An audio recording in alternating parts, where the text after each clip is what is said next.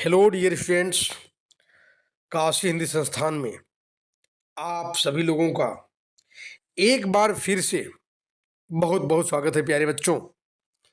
आज के इस वीडियो में गद्य संकलन का पार्ट टू जो वन शॉट वीडियो है वह पार्ट टू के रूप में जा रहा है।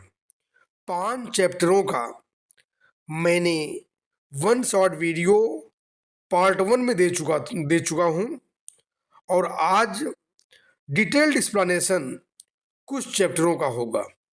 उसके पहले मैं कुछ विशेष जानकारी आप लोगों को दे दूं बच्चों कि एक बार फिर से बता दूं कि बहुत से बच्चे इस समय वह ले भी रहे हैं और मैं समझता हूं कि आईएससी के बच्चों के लिए बहुत ही लाभदायक है। प्यारे बच्चों, आप लोग बड़े पैमाने पर जो आप लोगों के लिए नोट्स आया हुआ है बहुत ही डिस्काउंट रेट पर, तो क्रांति मुझे आईएससी हिंदी संस्थान के माध्यम से लानी है।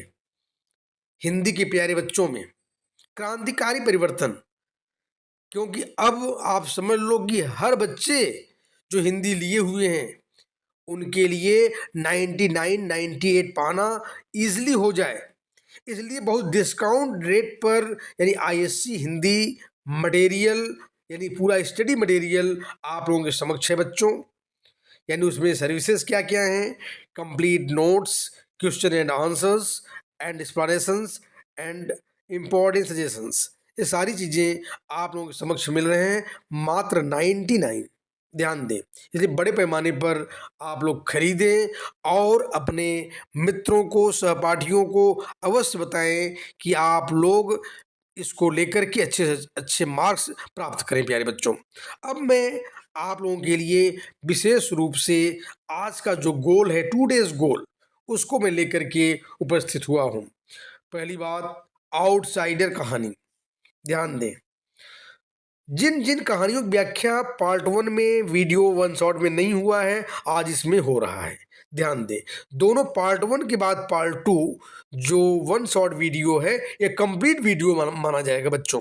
ध्यान दें, तो आउटसाइडर जो कि मालती जोशी की प्रसिद्ध कहानी है प्यारे बच्चों।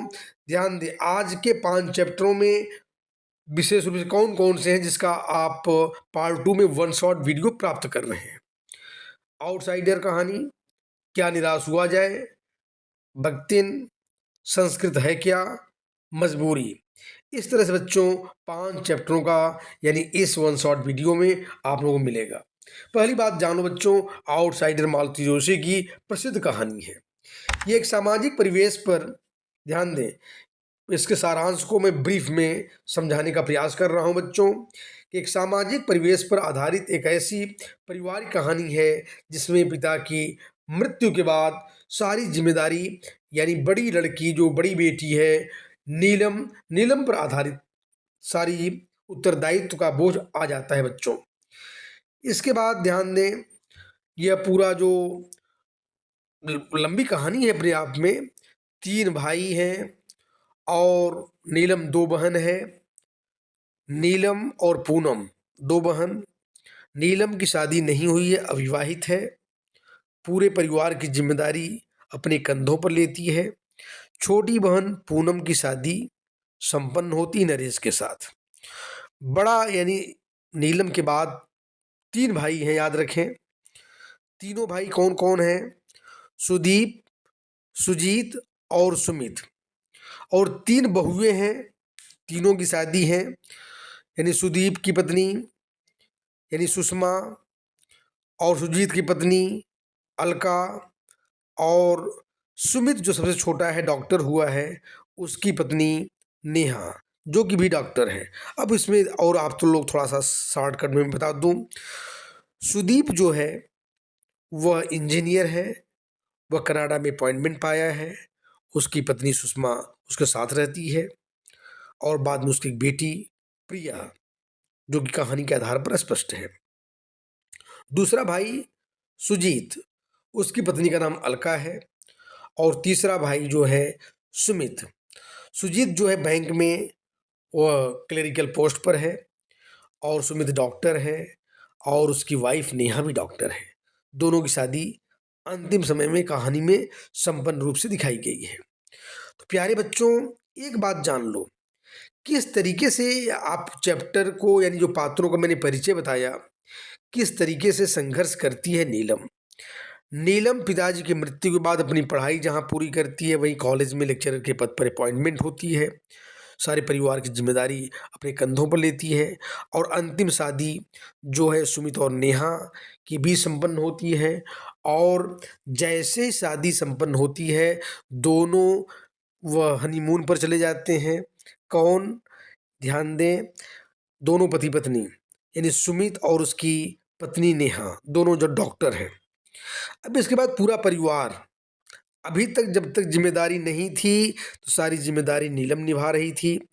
अब इसके बाद में सभी लोग ये प्रयास करते हैं कि नीलम की शादी संपन्न करा दी जाए और पूरा परिवार एकत्रित होता है, सभी लोग मिल कर के उस पर बातें करते हैं। लेकिन नीलम सारे रिश्तेदारों को यानी वह खारिज कर देती है, वह शादी नहीं करेगी, वह अविवाहित रहेगी। बल्कि पूनम यहाँ तक कहती है कि एक समय ऐसा आएगा कि तुम आउटसाइडर हो जाओगी। और ये बात उसको तब समझ में आता है नीलम को, जब नीलम अपनी छुट्टियों को बढ़ाने के लिए ये एप्लीकेशन लेकर के जाती है प्रिंसिपल के पास। प्रिंसिपल साहिबा जो हैं वहाँ ये कहती हैं, तुम्हारा प्रमोशन लेटर आया है प्रिंसिपल के रूप में, बहुत दूर बस्तर में एक जगह तुम्हें प्रिंसिपल बना करके गवर्नमेंट भेज रही है। इस बार प्रमोशन के इस पद को, प्रिंसिपल के पद को तुम रिफ्यूज़ मत करो, इसको एक्सेप्ट कर लो। वह कहती है कि मैं विचार करूंगी, मेरे भाई लोग मुझको हो सकता है जाने न दें इतने दूर बस्तर में। इसके बाद छुट्टी एक्सेप्ट हो जाती है। वह रास्ते में मार्केटिंग करते हुए बहुत सारे हर प्राणियों के लिए कपड़े और तमाम चीज़ें, छोटे बच्चों के लिए खिलौने वगैरह, मिठाई वगैरह वह लेकर के घर पर आती है। वहाँ पर जब घर पहुँचती है, उसके कदम जो हैं रुक से जाते हैं, क्योंकि एक रूम में बंद कमरे में अलका और सुषमा बातें कर रही थी, देवरानी और जेठानी। तो बात कर रही थी अलका सुषमा से कि तुम तो बहन कनाडा चली जाओगी, फुर हो जाओगी। मुझे वो मतलब कि नीलम के लिए बोल रही है, वह ननद नहीं, वह सास है। अरे, वह तो पूरा कमांड करती है, हिटलर की तरह रहती है। इन तमाम बातों को सुन लेती है, वो बॉसिंग करती है, इस तरह की सारी बातों को सुन लेती है। अब सुनने के बाद में इतनी तेज तर्रार है नीलम, तुरंत अपने निर्णय को बदल लेती है और आकर घर में ऐसे पेश करती है जैसे कि वो सारी बातों को सुनी नहीं रहती है और कहती है कि मेरी प्रमोशन हो चुकी है, प्रमोशन के लिए मैं मिठाई लेकर के आई हूँ और रसगुल्ले के यानी जो डिब्बे हैं उसको टेबल पर रख देती है। इस तरह से खुद समय रहते हुए आउटसाइडर बन जाती है। यही समय का तकाजा है। तो आजकल इस संदर्भ में तमाम चीज़ों को दिखाया गया है कि किस प्रकार से यानी अभिभावक लोग यह समझ लें समय के रूप को, किस तरह से परिवर्तनशील समाज है। कहानी यही समाप्त हो जाती है बच्चों। अब उद्देश्य के रूप में आधुनिक समाज के स्वार्थी और खोखले रिश्तों पर प्रहार है लेखिका का। नारी शक्ति को सतर्क करना इस कहानी की नायिका यानी जो नीलम है, वह समर्पण की शिकार है। कितना प्रेम भाव उसके अंतर्गत है, लेकिन उसके प्रेम को, उसके समर्पण के भाव को लोग समझ नहीं पाते हैं। जैसे आजकल माता पिता, अभिभावक अपने बच्चों के लिए बहुत त्याग करते हैं, बहुत समर्पण करते हैं, लेकिन यही बच्चे जब इंजीनियर और डॉक्टर बन जाते हैं तो माता पिता के उस समर्पण के भाव को भूल जाते हैं। इन तमाम चीज़ों की इस कहानी के माध्यम से यानी आज हम कह लें, ये कहानी समाज के लिए बहुत बर्निंग पॉइंट है, बहुत समसामयिक समस्याओं को हल करने में सक्षम है। अब मैं सीधा आ रहा हूँ बच्चों, ध्यान दो।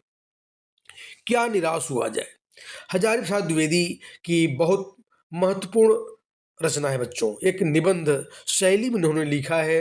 प्रस्तुत पाठ में लेखक ने बताया है कि आज भी मानवीय मूल्य नष्ट नहीं हुए हैं, हमें निराश होने की बिल्कुल आवश्यकता नहीं है।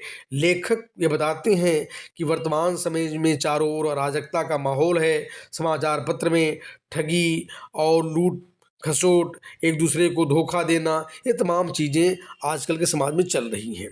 लेकिन लेखक कहता है कि निराश होने की आवश्यकता नहीं है, क्योंकि दो घटनाएं वो पेश करता है। एक घटना तो यह पेश करता है कि जब वह बहुत दूर जाने के लिए टिकट कटाता है रेलवे स्टेशन में जा कर के, वहाँ 100 की नोट देता है, 10 रुपए की टिकट लेता है, 90 रुपया वापस लेना था। लेकिन लेखक हमारे हज़ारी प्रसाद द्विवेदी जी भूल जाते हैं, जा कर के जनरल कंपार्टमेंट में अपना वो बैठ जाते हैं। तो ध्यान देने की बात है प्यारे बच्चों कि वहाँ पर जो क्लर्क बाबू हैं, वो खुद जा कर के, कोई पंडित जी आए थे, पैसा नहीं लिए चले गए और यहाँ तक का टिकट लिए हैं, इस ट्रेन से जाने की बात है उनकी होगी, तो जाते हैं कंपार्टमेंट में, जनरल में खोज करके, पहचान करके, यानी हज़ारी प्रसाद द्विवेदी जी को पैसा वापस करते हैं। एक बात तो कैसे कहा जाए कि वाकई हमारे समाज में सब भ्रष्ट ही हैं, चोर ही हैं, गलत लोग ही हैं, ये बात लेखक ने प्रूफ किया। दूसरी बात, बस की यात्रा की बात करते हैं। बस की यात्रा में लेखक हमारे हज़ारी प्रसाद द्विवेदी जी अपने परिवार के साथ जा रहे थे और काफ़ी समय विलम्ब हो जाता है, बस खराब हो जाती है। दोपहर में बच्चे पानी पानी के लिए और भूखे प्यासे थे, परेशान थे प्यारे बच्चे। अब ऐसी स्थिति में ध्यान देने की बात है, वह कंडक्टर उतर कर के दूसरी बस लाने के लिए चला जाता है। तो वहाँ पर क्या होता है प्यारे बच्चों, वहीं पर कुछ दिन पहले एक बस लूट ली गई थी, डकैतों ने लूट लिया था। तो होता है ना, हर समय हमें नकारात्मक बातें जल्दी हम सोचने लगते हैं। तो सारे यात्रियों ने यह सोचा कि बस कंडक्टर जो है वो डकैतों को सूचना देने के लिए गया हुआ है और अब डकैती यहाँ पर हो जाएगी हम लोगों की। तो सब लोगों ने योजना बनाई कि बस जो ड्राइवर है वह यहाँ बचा हुआ है, उसको हम लोग पकड़ लेते हैं, उसको मारते पीटते हैं, उसको छोड़ना नहीं है। वो बेचारा ड्राइवर गिड़ाने लगता है और लेखक हमारे हज़ारी प्रसाद द्विवेदी जी उनमें मानवीय संवेदना कूट कूट के भरी हुई है और तुरंत उसको बचाने का प्रयास करते हैं और ये कहते हैं कि अरे भाई, अगर मान लीजिए जैसे डकैत आएंगे तो आपको जो एक्शन करना होगा उस समय कीजिएगा। डकैत नहीं आए, कोई बात नहीं हुई और पहले उसको मारना पीटना शुरू कर दें, उचित बात नहीं है। ऐसी स्थिति में सब लोगों ने उनकी सलाह को मान लेते हैं। थोड़ी देर बाद क्या होता है कि वही कंडक्टर दूसरी नई बस लेकर के वहाँ उपस्थित होता है। जो बच्चे बेचारे भूखे प्यासे थे, उनके लिए दूध और पानी भी वह खुद लेकर के आता है। तो लेखक बहुत ही धन्यवाद देता है उस कंडक्टर को। यानी सोचने वाली बात है कि जो बच्चे यानी तड़प रहे थे, उनके लिए नया जीवन लेकर के वह कंडक्टर आया वहाँ पर। तो वाकई हमें इतने जल्दी निराश नहीं होना चाहिए। हमें नकारात्मकता का क्लाइमेक्स पॉइंट पर नहीं निर्णय ले लेना चाहिए। लेखक ने ये बताने का प्रयास किया कि कुल मिलाकर के हमें पॉजिटिव आइडिया, सकारात्मक बातों को अपने जीवन में उतारना चाहिए। तो ये तमाम बातें लेखक ने इसके एग्जाम्पल को दिया है। और ध्यान दें कि दोषारोपण तथा भ्रष्टाचार लेखक का, यानी आजकल के समाज में क्या हम एक दूसरे पर दोषारोपण करते हैं। करप्शन चारों तरफ पूरे समाज में है, एक दूसरे की ठगी, चोरी, बलात्कार जैसी चीज़ों पर यानी समाज में है, तो हमें दूर करने का प्रयास करना चाहिए। लेखक ने इस कहानी के माध्यम से ये बताने का प्रयास किया कि हमें सकारात्मक पहलुओं पर यानी जीवन में ग्रहण करना चाहिए। अगर हमारे साथ कोई घटना घटी हो नकारात्मकता विचारों की, तो उसे हमें नकारात्मक विचारों पर ध्यान नहीं देना चाहिए। जाकी रही भावना जैसी, प्रभु मूरत देखी तिन तैसी। जैसी भावना हम अपने मस्तिष्क में लाएंगे, वैसी भावना हमारे जीवन में चरितार्थ होती है। तो नकारात्मक में कभी भी विश्वास न करें। आगे बच्चों, तीसरी कहानी हम भक्तिन, जो कि महादेवी वर्मा जी की है, बहुत प्रसिद्ध कहानी बच्चों। लेखिका महादेवी वर्मा यानी अपने इस कहानी में सेवा के भाव को, यानी भक्तिन जो इस कहानी का मुख्य चरित्र है, उसको उद्घाटित करने का, चित्रित करने का प्रयास किया है प्यारे बच्चों। ध्यान देना बच्चों, यहाँ पर यह दिखाया गया है सारांश के रूप में कि बचपन में माता के देहांत के बाद माता ने 9 वर्ष में की आयु में विवाह करके ससुराल भेज दिया। यानी भक्तिन का के बचपन का नाम लक्ष्मी है बच्चों। और लक्ष्मी को यानी उसके पिताजी बहुत प्रेम करते थे। और पिताजी की मृत्यु के बाद में, सॉरी बच्चों ध्यान दें, कि पिताजी की जब यानी लक्ष्मी की जब माँ मर गई, लक्ष्मी की माँ बचपन में मर जाती है, और लक्ष्मी की माँ के मर जाने के बाद में उन्होंने दूसरी शादी कर ली। और शादी करने के बाद जो विमाता आती है, मात्र केवल 9 वर्षों में उनकी शादी करा देती है, इसलिए ताकि पिता के और पुत्री के बीच में वो प्रेम का जो पराकाष्ठा है, प्रेम ज़्यादा न कर पाए पुत्री को, इसलिए पुत्री का विवाह 9 वर्ष की आयु में संपन्न करा देती है। और इसके बाद में प्यारे बच्चों काफ़ी दिनों तक वह ससुराल में रहती है और जेठानियों की प्रताड़ना को सहती है। और उसकी सास जो हैं, उसके जो और दो, ध्यान देने की बात है बच्चों, और दो जो पिता यानी पति के दो भाई हैं, उनके पास लड़के काले काले काले कलूटे लड़के उनके पास में थे। लेखिका ने बताने का प्रयास किया कि इस तरह से पुरुष समाज में लड़कों के प्रति अधिक प्रेम था। सास उन्हीं बहुओं को ज़्यादा मानती थी जिन बहुओं के पास में पुत्र हों। जिन बहुओं के पास पुत्री है वह जमाना भी गजब का था प्यारे बच्चों, कि जिनके पास पुत्री हो उनको प्रेम सास कम देती थी, वो सम्मान कम देती थी। देखो यहाँ पर भी कहानी में यही दिखाया गया है कि वो बेचारी लक्ष्मी और उसका पति पूरा काम करते हैं, मेहनत करते हैं, घर द्वार देखते हैं, खेती बाड़ी देखते हैं, बाग बगीचे देखते हैं, यहाँ तक कि उसकी जो तीनों पुत्रियाँ हैं, वो तीनों पुत्रियाँ केवल गोबर पाथना, सरकंडी इकट्ठा करना, यानी घर का काम करना, और खाने पीने पर भी, यानी लेखिका ने स्पष्ट शब्दों में लिखा है कि उनके जो जेठानियों के जो लड़के थे काले कलूटे, उनको खाने पीने का अधिकार पहले था। यानी जैसे किसान के यहाँ जो अच्छी चीज़ें होती हैं खाने के लिए बैल खिलाया जाता है, बचा खुचा माल जो है गाय बेचारी खाती हैं, वही चीज़ें लेखिका ने इस कहानी में दिखाने का भी प्रयास किया कि किस प्रकार से गाँव के समाज में यानी स्त्रियों का जो प्रभाव होना चाहिए वह कम है, पुरुष का प्रभाव या बच्चों के प्रति प्रभाव या प्रेम ज़्यादा है। अब इसके बाद में क्या होता है बच्चों, उसके पति का आकस्मिक मृत्यु हो जाता है। पति की आकस्मिक मृत्यु के बाद में उसके जो जेठ हैं वो उसकी प्रॉपर्टी को हड़पना चाहते हैं। यहाँ तक कि जब वह उसके जो बड़ी लड़की थी, वो बड़ी लड़के के यानी उसके पति को अपने दामाद को बुला लेती है, और दामाद को बुला लेती है, सोचती है कि इसको मैं अपने वारिस के रूप में रखूँगी, और बाकी दोनों बेटियों की शादी कर देती है वो। तो दामाद और बड़ी बेटी उसके घर में रहते हैं। लेकिन होता है ना, जब किसी की विपत्ति का समय आता है तो चारों तरफ से विपत्तियां एक साथ आती हैं प्यारे बच्चों। तो उसके दामाद की जो बड़ी यानी लड़की है, उसका पति एक्सपायर हो जाता है, आकस्मिक मृत्यु उसकी हो जाती है।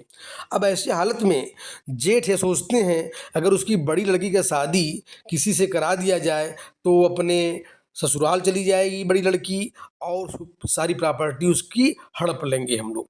यानी किस तरह से गांव में प्रॉपर्टियों को हड़पने की पॉलिटिक्स चलती है, यह भी लेखिका ने दिखाने का प्रयास किया। यहाँ तक कि जेठ अपने साले को बुला लेता है, और साला जो है उस पर गंदी नज़र रखता है, लेकिन यह उसमें जो है उसके चक्कर में नहीं पड़ती है। लेकिन एक दिन अचानक कोठरी में दोनों अचानक पाए जाते हैं, और वहाँ पर उसके जो साले हैं, साले की नीयत खराब थी, लेकिन इसकी बेटी की नीयत स्पष्ट है। लेकिन पंचायत ने कुल मिलाकर के निर्णय यह देती है, पंचायत की बातों को भी लेखिका ने स्पष्ट शब्दों में कह दी कि आजकल की पंचायत भी या गांव की जो सरपंच होते हैं, वे लोग उन्हीं का निर्णय अधिक करते हैं, उनके पक्ष की बात अधिक करते हैं जिनके घरों में वोट की संख्या ज़्यादा होती है, संख्या लोग ज़्यादा होते हैं। तो इस तरह की मानसिकता को भी लेखिका ने दिखाने का प्रयास किया। तो जेठ के पक्ष में फैसला चला जाता है, और पंचायत यह निर्णय करती है कि चूँकि दोनों एक ही कोठरी से निकले हैं, इसलिए दोनों को पति पत्नी के रूप में पंचायत मान लेती है। अब यह शर्म और तमाम चीज़ों को वह यानी जो लक्ष्मी है, वो बेचारी वह बर्दाश्त नहीं कर पाती है, वह सब कुछ गाँव छोड़ कर के शहर में चली जाती है, जहाँ पर उसको एक आदर्श मालकिन के रूप में, संरक्षिका के रूप में महादेवी वर्मा से भेंट होती है और महादेवी वर्मा की तन मन धन से सेवा करती है और महादेवी वर्मा के हृदय में अपना एक स्थान बना लेती है। जिस प्रकार से यानी हनुमान जी ने भगवान राम की सेवा की थी, उसी प्रकार से बेचारी भक्तिन जो है, अब याद रखें, उसी लक्ष्मी का नाम यहाँ पर महादेवी वर्मा ने उसको भक्तिन नाम से पुकारती हैं।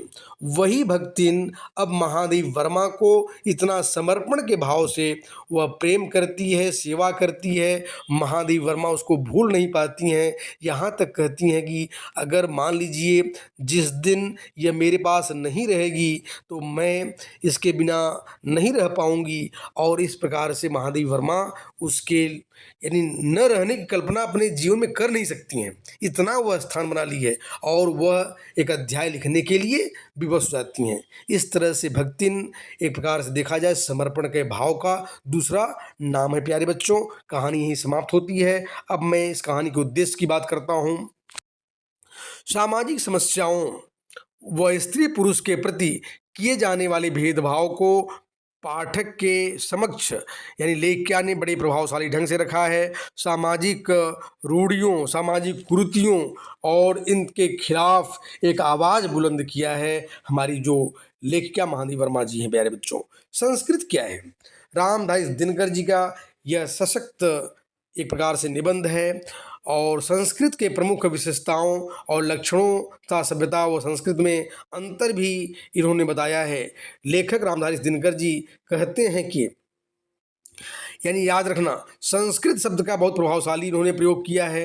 एक बात जान लें प्यारे बच्चों, संस्कृत के बारे में वो बताते हैं कि जो हमारे अंदर, किसी व्यक्ति के अंदर जो गुण के रूप में विराजमान है, जो हमारे विशेषताएं हैं, अच्छाइयाँ हैं, हमारे चलने के ढंग, बोलने के ढंग, खाने के ढंग, पहनने के ढंग, जो हमारे अंदर गुण है वह संस्कृति है।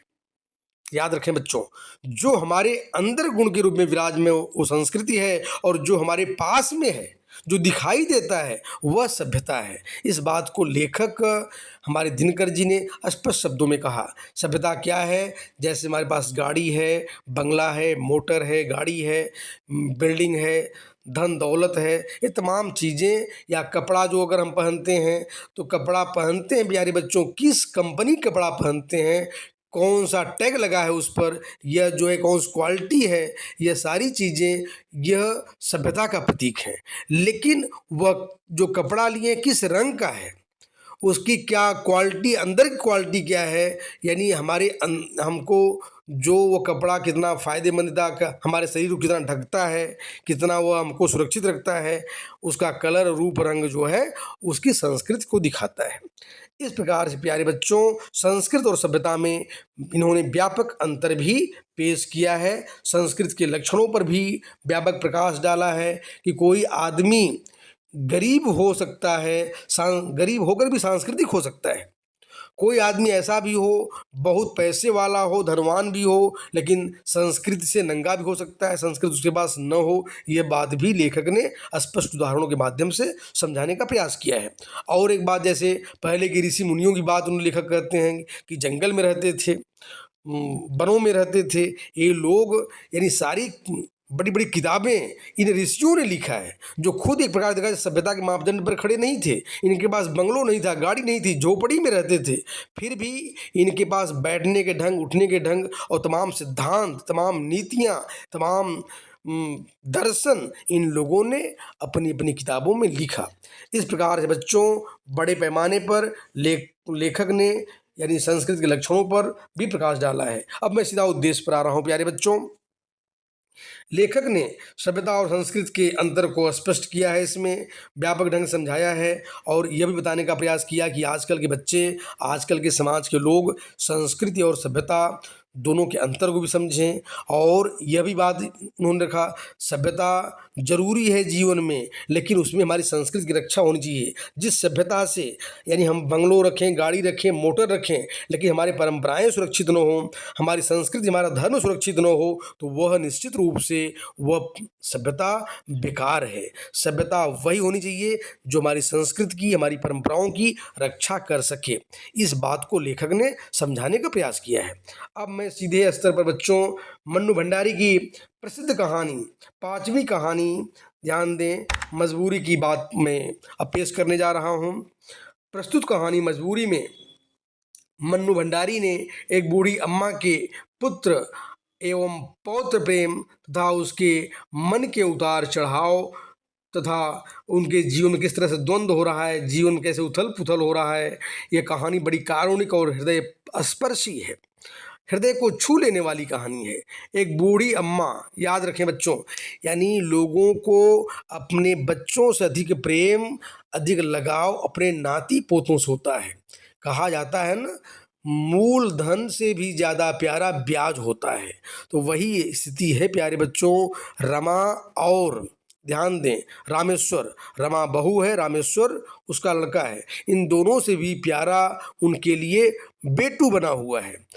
और पप्पू, दो संतान हैं, और पप्पू बाद में पैदा होता है, बेटू पहला लड़का है। जब पप्पू गर्भ में आता है, पेट में आता है, तो रामेश्वर और रमा यह निर्णय लेते हैं कि गांव में चलेंगे, बेटू को घर पर छोड़ देंगे, और जब डिलीवरी हो जाएगी और पप्पू कुछ बड़ा हो जाएगा और रमा संभालने लायक हो जाएगी बेटू को भी, तब बेटू को गांव से वापस लाएंगे और दोनों की शिक्षा दीक्षा बॉम्बे में कराई जाएगी।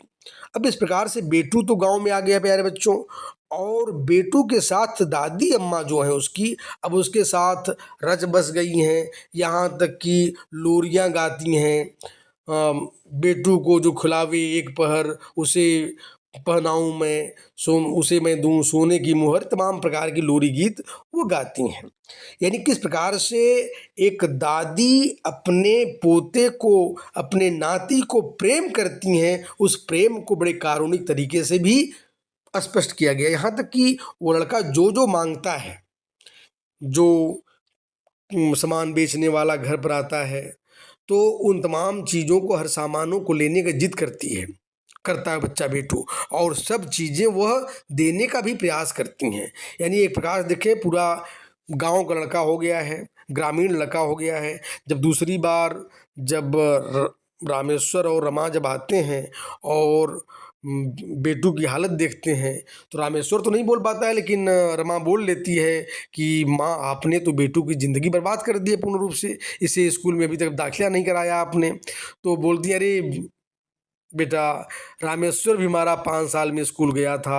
पहले के लोग आज भी ऐसे कहते हुए मिलते हैं कि हम अपने बच्चों को 5 साल में स्कूल भेजे थे। अरे वो ज़माना दूसरा था, वह समय दूसरा था। आज 2.5 साल 3 साल में हमें अपने बच्चों को एडमिशन दिलाना पड़ेगा, नहीं तो बेटा आज के इस इंग्लिश मीडियम के एडुकेशन में वो कहीं पीछे न छूट जाए, उस कंपटीशन में पीछे न रह जाए। इस बात को ध्यान में रखते हुए रमा बार बार आग्रह करती है कि उसको अंग्रेजी मीडियम स्कूल में पढ़ाया जाए, लेकिन दादी अम्मा ऐसा नहीं करती हैं, और बाद में रमा जो है लेने का प्रयास करती है। उसको कुछ बाधाओं का सामना शुरू में करना पड़ता है, लेकिन अंतिम समय में वह लेकर के बॉम्बे चली जाती है, और दादी अम्मा शिबू को अब उसके साथ भेजती हैं कि अगर बॉम्बे जाएगा, अगर वहाँ नहीं रह पाएगा, नौकर शिबू लेकर के घर वापस चलाएगा। लेकिन इस बार वह अंतिम बार में, यानी बेटू बॉम्बे में रहने लगता है, कारण कि उसके दोस्त यार वहाँ पर उसके उम्र के लोग मिल जाते हैं, वहाँ खेलने लगता है, और बाद में उसका वहाँ एडमिशन हो जाता है, फिर पढ़ाई लिखाई वहाँ प्रारंभ हो जाती है। इस प्रकार शिबू खाली हाथ वापस आता है और दादी अम्मा को सारी बात बताता है। दादी अम्मा कहती हैं कि ठीक है, उसके भविष्य के लिए मैं कोई भी दुख उठाने के लिए तैयार हूँ, और वो इसके बाद में 1.25 रुपया देती हैं। वह मिठाई ला करके अपने इष्ट देव को वह चढ़ाती है। इस प्रकार से एक दादी अम्मा के अकेलेपन को इस कहानी में उल्लेखित किया गया है। किस तरह से सब प्रकार का समर्पण बच्चों के विकास के लिए हमारे दादा दादी हर प्रकार के कष्टों को सहने के लिए खुद तैयार हो जाते हैं। अब बच्चों, मैं इस कहानी के उद्देश्य पर आ रहा हूँ, यानी ध्यान दें, मानवीय संवेदनाओं और सहानुभूति पर हमें काबू रखना चाहिए। इस कहानी में भी बताया गया है कि सामाजिक आर्थिक परिवेश तथा सांस्कृतिक समस्याओं का हृदय स्पर्शी जो भाव यहाँ पर दिखलाया गया कि हमें यानी अपने आर्थिक आज ध्यान देने की बात है कि रामेश्वर घर छोड़कर गांव छोड़कर के बॉम्बे शहर गया है, या लोग कलकत्ता जाते हैं, लोग दिल्ली जाते हैं, मद्रास नोएडा जाते हैं। आखिर क्यों जाते हैं? क्योंकि अपनी आर्थिक स्थिति को मजबूत करने के लिए, क्योंकि जीवन में हमारे सामाजिक या घरेलू परंपराओं के साथ साथ अर्थ बहुत मायने रखता है बच्चों। टका धर्म टका कर्म टका सर्वत्र जायते टका बिनु सर्वत्र टकटकायते, यानी अगर टका नहीं होगा बच्चों तो जीवन में सफलता नहीं मिल पाएगी। तो टका बहुत ही, मैं आप लोगों को भी यही बताने का प्रयास करूंगा कि टका जीवन में आप पढ़ो लिखो, टका भी कमाओ, अपनी सामाजिक परंपराओं का भी पालन करो। इस प्रकार से रामेश्वर ने सब कुछ कंप्लीट करते हुए, माता पिता को भी देखते हुए, लेकिन वह बाध्य बेचारा मजबूर है कि वह अपने बच्चों को बॉम्बे में रख करके पढ़ाता है। इधर माता पिता की मजबूरी होती है कि अपने बच्चों को छोड़ना पड़ता है, उनको त्याग करना पड़ता है, क्योंकि उनका भविष्य उनके सामने है। इस प्रकार से कहानी संपन्न होती है प्यारे बच्चों। और मैं आप लोगों को स्पष्ट कर दूं कि जहां पर भी अगर कोई समस्या आईएएससी की प्रिपरेशन में आप लोगों को आती है तो तुरंत आप यानी जो प्रॉब्लम है उस प्रॉब्लम वहाँ पर डालेंगे, आपको सारा समाधान अवश्य मिल जाएगा प्यारे बच्चों। धन्यवाद प्यारे बच्चों।